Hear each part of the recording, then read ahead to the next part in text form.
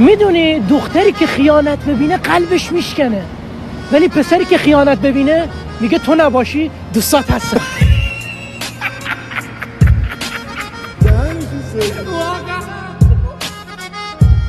میدونی چرا من نمیتونم با یه نفر باشم؟ چرا؟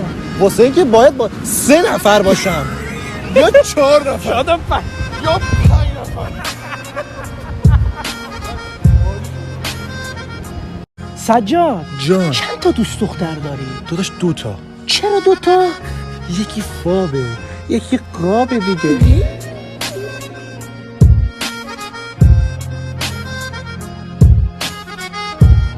اینکه قلب یه دختر رو بشکنی افتخار نیست، اینکه رنجش بدی افتخار نیست، پس چی افتخاره؟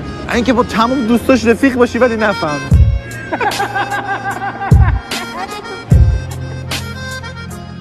میدونی چرا از دریا حالم به هم میخوره؟ چرا؟ چون عشق اولم ازم دریا گرفت، عشق دومم هم ازم دریا گرفت، اشکال نداره. عشق سومم هم ازم دریا گرفت. هرچی عشق کم شد. پدرم مثل کوه همیشه پشتم بود، ولی وقتی بهش گفتم پول بده گفت گه نخور. نوش جون.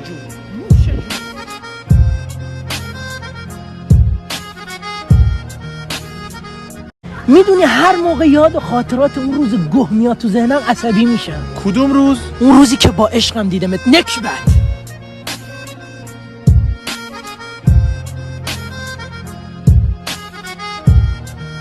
سجاد میدونی کجای زندگی واسم قشنگ شد؟ کجاش؟ اونجایی که پیشم گوزیدی ولی بو نداشت.